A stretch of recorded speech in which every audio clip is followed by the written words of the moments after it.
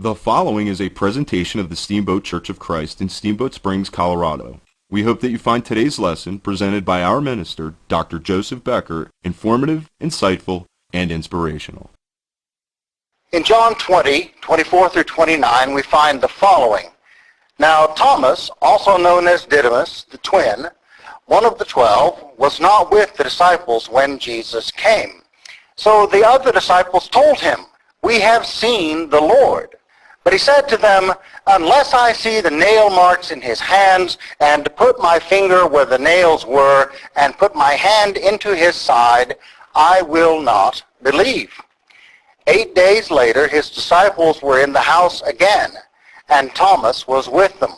Though the doors were locked, Jesus came and stood among them and said, "Peace be with you." Then he said to Thomas, "Put your finger here. See my hands. Reach out your hand and put it into my side. Do not be a creature of non-faith, but of faith." Thomas said to him, "My Lord and my God." Then Jesus told him, "You have believed because you have seen me. Blessed are those who have not seen and yet have believed." Now you're all familiar with this passage. You've read it 100 times, and in the course of your lifetime you've heard dozens of sermons on it. And we all know the basic point of most of the sermons. It is better to be auspicious than to be suspicious. Because to be auspicious is to be predisposed toward yes, but to be suspicious is to be predisposed toward no. It's better to be judicious than prejudicious. It's better to be proleptical than to be skeptical. It's better to be prone to believe than to be prone to doubt. Now, none of us would disagree with that, and it's not a bad takeaway from this passage. That is, if you stop reading in verse 27. Because in verse 27 of John 20, Jesus says to Thomas, "Do not be a creature of non-faith, but of faith." Now, that may strike you as an odd translation.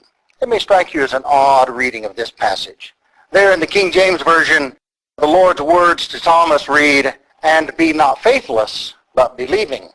And in most modern translations, they have something like, "Stop doubting and believe." But the operative verb in that phrase is the Greek word genu, which is from the word genomai, which means to come into a new state of being. This is the same word that's used in John 1, 1 through 3, where John tells us, "In the beginning was the Word, and the Word was with God, and the Word was God. The same was in the beginning with God. All things were genomide by him, and without him was not anything genomide that was genomide." And it's the same word that Paul uses in Philippians 2, 5 through 7, where he says, "Let this mind be in you, which also was in Christ Jesus.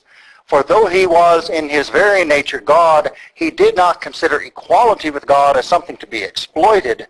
Rather, he emptied himself and took on the form of a servant and was genomide in the likeness of men."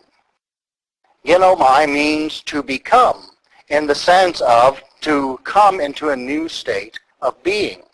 So what the Lord says to Thomas in John 20, 27 is more than to commend to him a change of attitude. Literally translated, what Jesus says to Thomas is, "Do not allow yourself to be formed in a state of unbelief, but of belief." Because pistis and apistis, belief and unbelief, faith and non-faith, are habituated stances, states of being that define one's resident disposition toward the things of God. And what Jesus is telling Thomas is, you have a say in this. You get to choose whether you want to be a born skeptic or a born proleptic. A born skeptic is one whose resident disposition is that of reservation. A born proleptic is one whose resident disposition is that of anticipation. And in verse 27 of John 20, Thomas's faith is in a state of arrested development or of suspended development. But from all appearances, in the moments between verses 27 and 28, Thomas chooses prolepsis over skepsis. He chooses as his habituated stance anticipation rather than reservation. That is, he chose faith as his resident disposition rather than doubt. And when he did so, faith took up residence in him forthwith, and his response to this event was clear and unmistakable. John 20:28, Thomas said to him, "My Lord and my God." And that stands alone as a cause for rejoicing. Thomas chose faith over doubt, and that's good. That's the right outcome. And make no mistake about it, that is the outcome that's in view in this part of this passage. In verse 25 of John 20, Thomas had said, "I will not believe." And his words there are emphatic. In the Amplified Bible, Thomas's statement there is translated, "I will never believe." In the CJB, "I refuse to believe." The DLNT, "I will by no means believe." In the Anglo-Saxon Gospels of 995, "Ne gelief ik."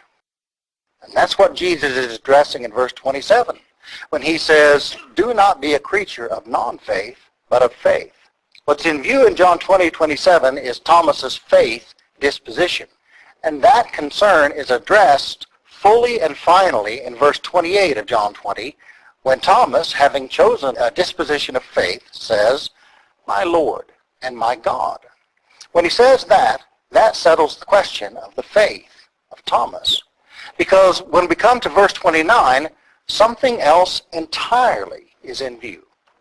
In verse 29 of John 20, it says, "Then Jesus told him, 'You have believed because you have seen me. Blessed are those who have not seen and yet have believed.'" Now, stop and look carefully at the Lord's words there, because we don't want to misunderstand him in this passage. The first words out of Jesus' mouth in verse 29 are, "You have believed." And this is important, because unless we get this right, we will not be able to properly understand the rest of verse 29. What, according to Jesus, is Thomas's faith disposition in verse 29? He is a believer. He believes. The question of doubt is behind him. Now, it's only a few seconds behind him, but make no mistake about it, it is behind him. And Jesus knows that. And we know that he knows that because he says so in verse 29 by saying, "You have believed." And then he draws a contrast. But, and this is really important, the contrast that he draws isn't between belief and unbelief. The contrast he draws in verse 29 isn't between faith and doubt. No, the contrast he draws is between faith substantiated by external evidence and faith substantiated by internal evidence. "You have believed because you have seen me. Blessed are those who have not seen and yet have believed." And this is what I want to focus on for the remainder of this morning's lesson. Beloved, there are two kinds of believers. Those who have a high degree of confidence in their own faith intuition and those who do not. And that is a qualitative difference, not a quantitative difference. One believer who believes upon hearing alone is one believer. And one believer who after hearing would like to believe but would be happier with more evidence is also one believer. That's what's in view in this verse. For Thomas, hearing alone was not sufficient to bring him to saving faith. He needed something more. And according to the Bible, he was not alone in that regard. Some of the disciples of Christ have been able to believe without seeing, but some other disciples were of the same faith disposition as Thomas. For instance, Mary Magdalene believed without seeing. She believed without even knowing that the tomb was empty. She witnessed the earthquake and the angel rolling the stone away from the tomb, and then she ran back to town to tell the apostles. And it's implied that she was not alone in her belief. The other women who were with her, it appears, were of one mind with her in her understanding. So along with Mary Magdalene, Mary the mother of James, Joanna, Salome, and at least two other women also believed without seeing. And among those other women may have been the mother of the sons of Zebedee, Mary the mother of Jesus, or Susanna. So there were at least 6 disciples of Christ who believed without seeing. In addition, Peter and John believed without seeing. All they saw was the empty tomb, and they went home, believing. Then later that day, we have the appearance to the two disciples on the road to Emmaus. Now, Luke tells us that one of these disciples was Cleopas, but he declines to name the second. However, it seems reasonable to presume that the fellow disciple who accompanied Cleopas back home that day was his spouse, Mary, the wife of Cleopas. But whoever the other disciple was, after the eyes of both of them were opened and they recognized Jesus, the Bible tells us in Luke 24:32, "And they said to each other, 'Did not our hearts burn within us while he talked to us on the road, while he opened to us the Scriptures?'" And this is very telling, because when Jesus was teaching them on the road to Emmaus, they did not know who he was. They had not yet seen him. No, they were hearing the word only, and this caused their hearts to burn within them. That is, they had a strong intuition that what he was telling them was true, and they were inclined to believe it. And because of this, even though Jesus of his own volition did reveal himself to Cleopas and company, providing them with confirmatory evidence to support their intuition, I'm inclined to group the two of them together among those who believed without seeing. After all, Jesus provided the same evidence to Mary and the other women when they went to the tomb the second time, appearing to them after they had already believed. Likewise, according to Luke 24:34, the Lord appeared to Simon Peter after Peter had seen the empty tomb, believed, and went home marveling at what he had seen. So, of the 18 disciples of Christ who were present in Luke 24:36 and following, when Jesus appeared before all of them, 10 of them had believed without seeing. But Andrew, the disciple with no guile, James the son of Zebedee, Philip, Bartholomew, also known as Nathanael, Matthew, also known as Levi, James the son of Alphaeus, Thaddeus, also known as Jude the son of James and as Lebbaeus, and Simon the Zealot, did not yet believe. For them, hearing the testimony of Peter, John, Cleopas and his wife Mary, Mary Magdalene, Mary the mother of James, the mother of the sons of Zebedee, Joanna, Salome, Mary the mother of Jesus, and Susanna, was not sufficient. They all needed more evidence. And Jesus unbegrudgingly provided them with more evidence. Mark 16, Luke 24:36 through 43, and John 20:19 through 20, conflated together, reads as follows: "Now the doors were locked for fear of the Jewish leaders, and they were still reclining at the table, talking about this, when Jesus himself appeared and stood among them and said to them, 'Peace be with you.' Then he rebuked them for their unbelief and hardness of heart, because they had not believed those who saw him after he had risen. They were startled and frightened, thinking they were seeing a ghost. He said to them, 'Why are you troubled, and why do doubts rise in your minds? Look at my hands and my feet. It is I myself. Touch me and see. A ghost does not have flesh and bones, as you see I have.' The disciples were overjoyed when they saw the Lord, and they were filled with wonder, yet they still did not believe. So he asked them, 'Do you have anything here to eat?' They gave him a piece of broiled fish, and he took it and ate it in their presence." 2 of the 11 apostles were inclined to trust their intuition, to believe, but the other 9 were not so inclined. No, they wanted some evidence to back up the testimony of the others before they would commit themselves fully to faith. And the Lord did not decline to provide them with that evidence. He appeared before them, allowing them to see him and to hear him. He subjected himself to physical examination, showing them his wounds and inviting them to inspect them. Then finally he sat down with them and ate with them to demonstrate that he was not a ghost or an apparition, but that his resurrection body had complete continuity with the body of his incarnation. Now, he did scold them for their failure to believe the testimony of the others, but he did not use that test alone as a shibboleth. No, he treated them as he had treated the father of the demon-possessed boy, who in Mark 9:24 said, "I do believe. Help me overcome my unbelief." He did not deny that man, and he did not deny these disciples. They needed more evidence, so he gave them more evidence. And the only difference between those 8 apostles and Thomas is that Thomas wasn't there when Jesus gave this evidence.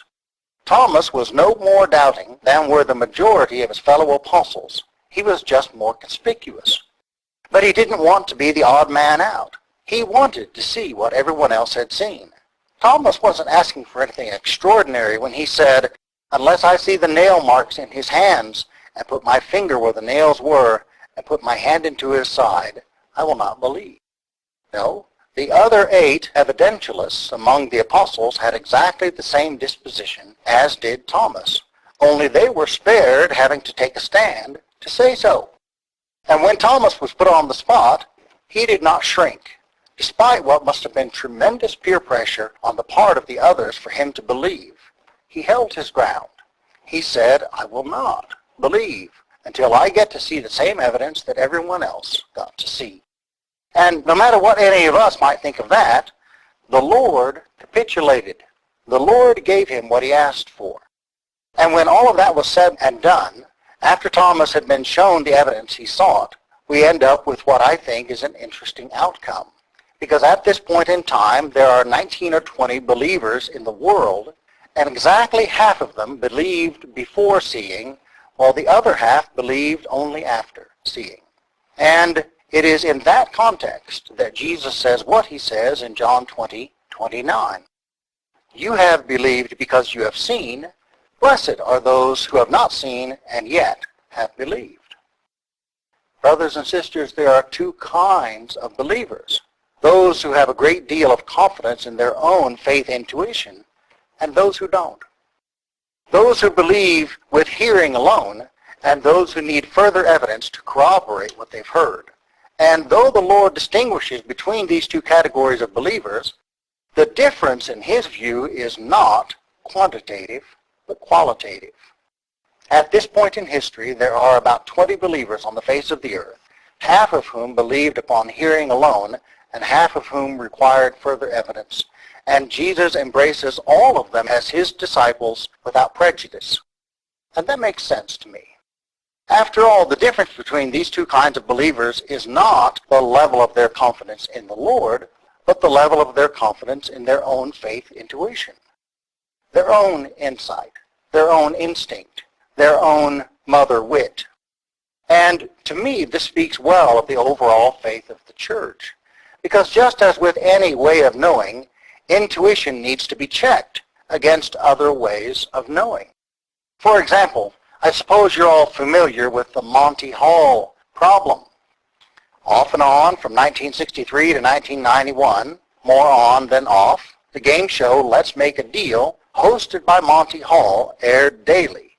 By the way, the show was rebooted again in 2009 and is currently hosted by Wayne Brady, though Monty, at the age of 94, is still very much alive, and he and his wife are about to celebrate their 70th wedding anniversary. Anyway, at the end of every show, the finalists would be presented with the opportunity to give up the prizes they had won in order to go for the big deal. And in the big deal, the contestant would be presented with 3 doors, behind only one of which there was a grand prize, while the other 2 doors concealed much lesser prizes, at least one of which was always a total bust, a zonk. And the contestant had to choose door number 1, door number 2, or door number 3. Now on that first choice, the odds of picking the grand prize were 1 in 3, 33%. But after the contestant had made his or her choice, then Monty Hall would reveal what was behind one of the other 2 doors. Now, the door that would be revealed was never the door concealing the grand prize. It was always a zonk, or a lesser prize.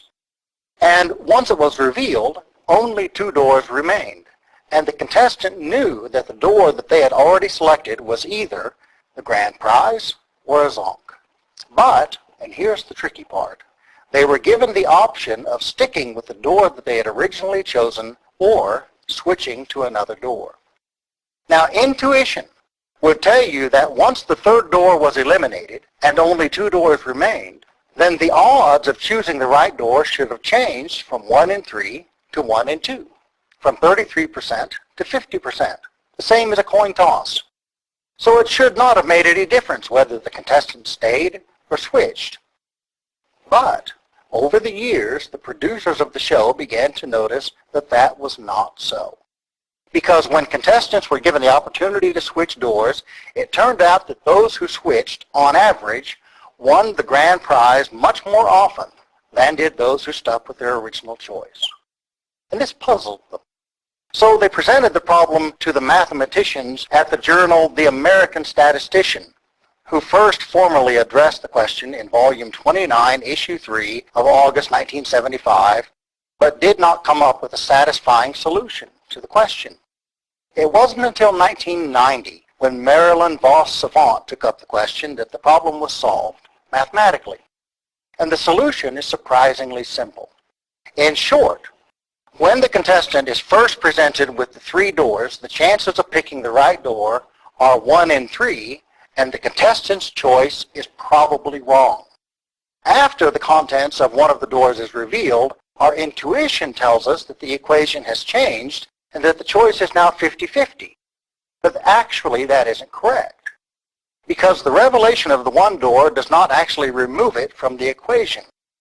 After the one door is revealed, there are still three doors, and the odds of picking the right door are still 1 in 3, and the contestant's original choice is still probably wrong. So, those who stick with their original choice still have a 1 in 3 chance of getting it right, and will win only 33% of the time. But those who switch to the other door have a 2 in 3 chance of getting it right, and will win 67% of the time. Now, even though you've heard that explanation, your intuition probably tells you that that's not right, that that isn't correct, and you're not alone. A lot of people doubted Marilyn Vos Savant's solution to this problem. After the problem appeared in Parade magazine, approximately 10,000 readers, including nearly 1,000 with PhDs, wrote to the magazine insisting that Vos Savant must be wrong. Even when given explanations, simulations, and formal mathematical proofs, many people still could not accept that switching was a better strategy. Indeed, Paul Erdos, one of the most prolific mathematicians in history, remained unconvinced of this proof for 9 years, until in 1999 he was shown a computer simulation confirming the predicted result. That's how strongly we tend to believe in the accuracy of our intuition. But in this instance, the best intuition of some of the smartest people in the world turned out to be wrong. Now that does not mean that intuition is untrustworthy. It only means that just as with any way of knowing, intuition ought to be checked by other ways of knowing. On the flip side, following your intuition is often the wisest course of action. And we can falter when we overanalyze or overstudy things. Now those of you who know me know that it's hard for me to say that out loud. Because you know my motto, anything worth doing is worth overdoing. And I like looking into things that seem obvious, things that seem intuitive, to see if I can find the Monty Hall problem lurking in the background somewhere.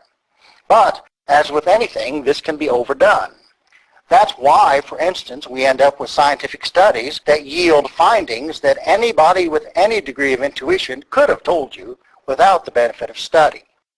For instance, a study published in the Psychonomic Bulletin and Review in 2005 found, astonishingly, that objects that are far away are harder to see.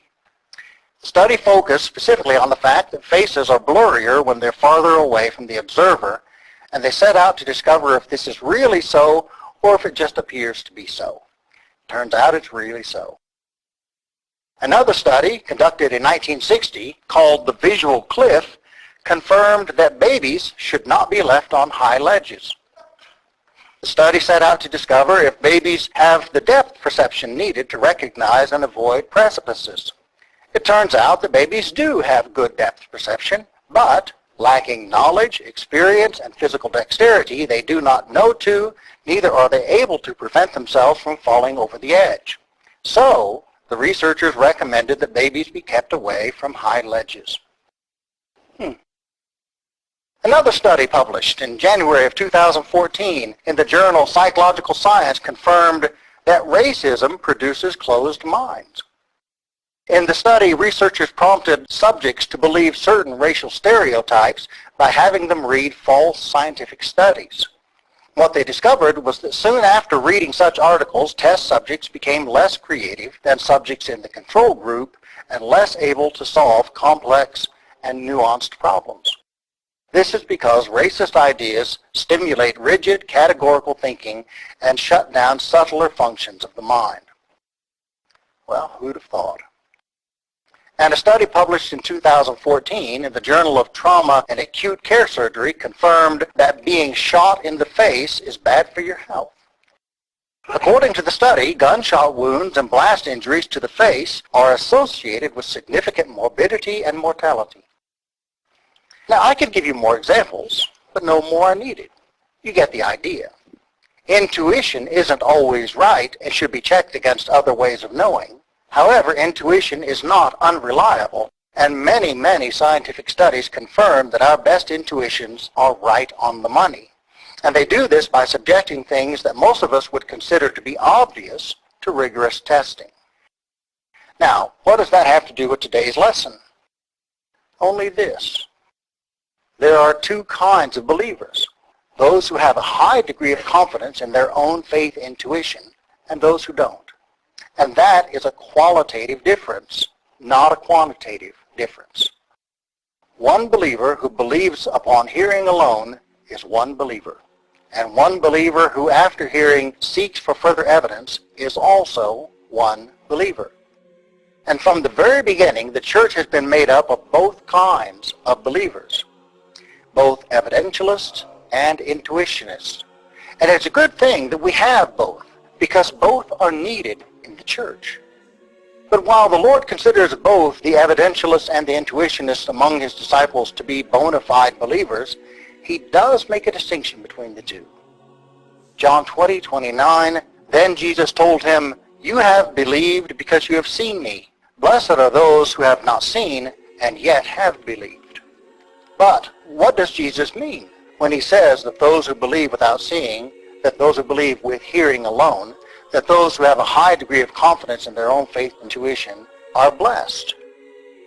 Simply this: the word blessed is translated from the Greek word makarios, which according to Liddell Scott and to James Strong means very simply happy. Friends, what Jesus is telling us in John 20:29 is that those whose faith goes from the inside out, those who have a high degree of confidence in their own faith intuition, and who easily believe by hearing alone, are happier than those whose faith goes from the outside in, those who do not have a high degree of confidence in their own faith intuition, those who do not believe easily by hearing alone, but who tend to seek objective evidence to confirm their intuition. Intuitionists are not better than evidentialists, but according to Jesus, they are happier. Now, you all know which camp I fall into. You all know that I'm a dyed-in-the-wool evidentialist. And I have to tell you that I don't doubt what Jesus says in John 20:29 for a minute. And do you know why I don't doubt it? Well, I wish I could tell you that I believe it purely because Jesus said it, but that wouldn't be completely honest. No, the truth is that my faith intuition prompts me to believe it purely because Jesus said it, but the bottom line is I believe it for real and for true because the evidence supports it. In my experience, those who believe by hearing alone are happier, more contented, more at peace than those who, like myself, habitually seek evidence to confirm our faith. That's my takeaway from John 20:24 through 29, and John's report on the nature of the faith of the Apostle Thomas. And that's my lesson for today. This has been a presentation of the Steamboat Church of Christ. We hope that you have found Dr. Becker's message well appointed. To hear more lessons like this one, visit our website at www.steamboatchurch.org or come see us at 1698 Lincoln Avenue in Steamboat Springs, Colorado. Bible classes are Sunday mornings at 9:30 and worship services are at 10:30. We look forward to meeting you. Until then, may the grace and peace of our Lord Jesus Christ be with you.